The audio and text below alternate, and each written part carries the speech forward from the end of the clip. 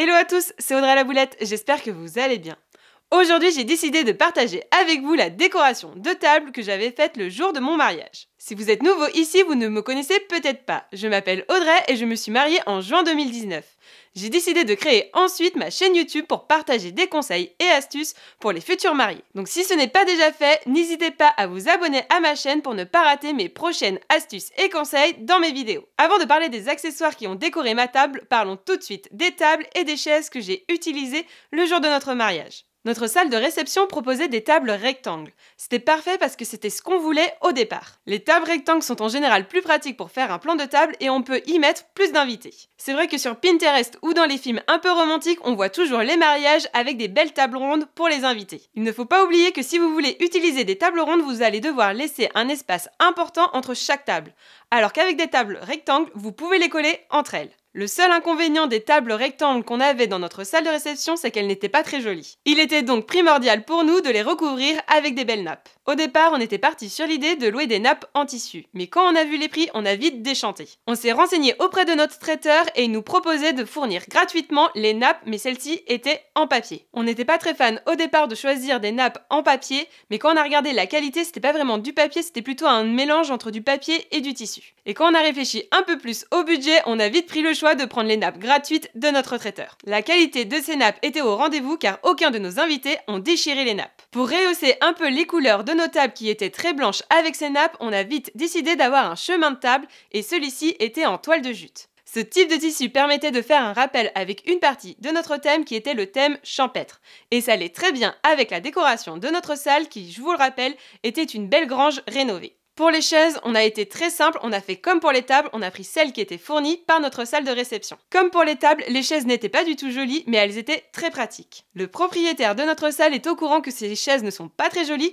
donc il fournit également à la location des housses de chaises. C'était beaucoup moins cher pour nous de passer par le propriétaire de la salle pour louer nos housses de chaises que passer par un décorateur professionnel. Si votre salle vous propose des formules supplémentaires, n'hésitez pas à comparer les prix avec d'autres prestataires. Autre raison qui nous a poussé à prendre les housses de chaises de notre propriétaire de la salle, c'est qu'on était sûr qu'elles étaient compatibles avec les chaises. On n'a pas voulu se prendre la tête et avoir peur le jour J. Après le matériel indispensable, parlons un peu plus de la décoration et commençons par le centre de table. Pour nous, c'était important de mettre un centre de table sur chaque table rectangle, même si elles étaient collées entre elles et ça faisait des grandes lignées. On trouvait ça plus simple d'avoir un nom pour chaque table que pour chaque lignée et c'était beaucoup plus simple pour nos invités pour qu'ils trouvent leur place. Le centre de table est l'élément décoratif par excellence qui permettra de sublimer vos tables. Notre mariage était articulé autour de deux thèmes, le voyage et le champêtre. On avait déjà dans la salle beaucoup d'éléments de décoration qui rappelaient le voyage, donc on voulait un peu axer le champêtre sur nos tables. Commencer, le socle de nos centres de table était fait en rondins de bois.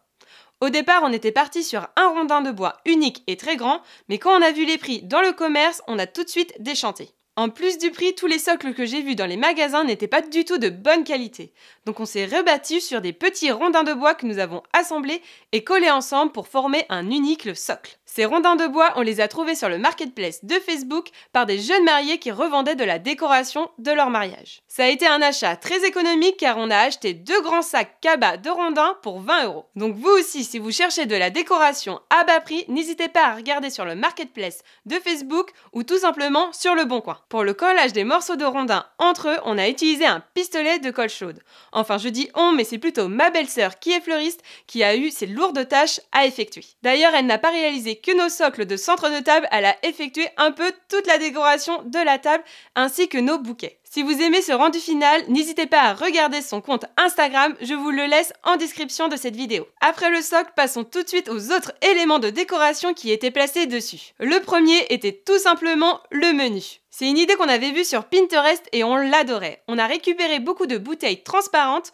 on a mis une guirlande spécifique dedans qui faisait de la lumière. On avait imprimé notre menu sur un format d'étiquette de vin avec un petit rappel avec le thème de voyage. Ce que nous avons bien aimé dans ces guirlandes que nous avons trouvées sur Amazon, c'est que les piles et l'interrupteur se trouvaient dans le bouchon. C'était donc assez discret et ça ne mettait pas du tout en jeu l'élément décoratif. Et l'autre avantage qu'on a eu en choisissant ce modèle, c'est qu'ils étaient fournis avec des piles supplémentaires. Comme ça, si une guirlande manquait de piles quand on les avait essayées, on aurait pu tout de suite les changer. Autre élément primordial à mettre dans son centre de table, c'est le nom des tables. Pour rester dans notre thème de voyage, tous nos tables avaient un nom de ville et c'était des villes où on avait déjà été en voyage. On avait imprimé le nom des tables avec leurs monuments les plus connus sur des étiquettes qui ressemblaient un peu à des petits drapeaux. Ces petits drapeaux étaient ensuite collés sur des baguettes qui étaient elles-mêmes plantées dans une boîte de conserve avec des fleurs. Pour moi, c'était primordial qu'il y ait un peu un côté floral dans notre centre de table.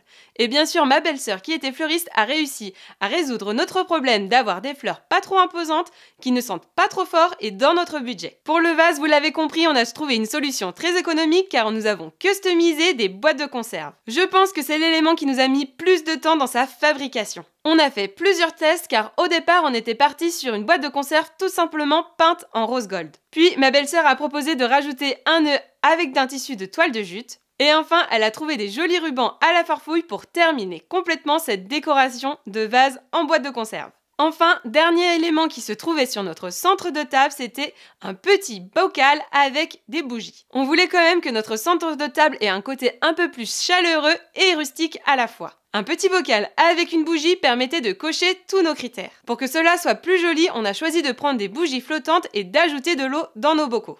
Et pour terminer la touche rustique, nous avons rajouté tout simplement un joli nœud de raffia. Autre élément décoratif qu'il est important de placer sur sa table de mariage, c'est tout simplement le nom de ses invités. On a fait le choix de mettre le nom des invités autour de leurs serviettes. Les serviettes qu'on avait le jour de notre mariage étaient des serviettes fournies par notre traiteur.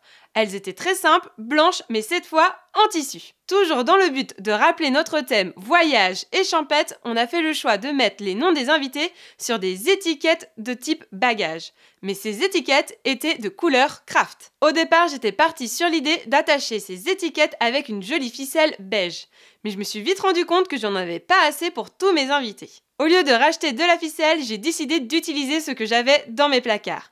J'avais de la jolie ficelle rouge et blanche car j'avais utilisé cela pour mes faire-part. J'ai donc décidé d'utiliser cette partie pour la moitié de nos invités. C'était donc plus facile également pour nos invités de retrouver leur nom car ils avaient juste à remarquer si leur ficelle était beige pour les garçons et rouge pour les filles. Enfin, dernier point pour avoir une belle décoration de table, n'oubliez pas la vaisselle.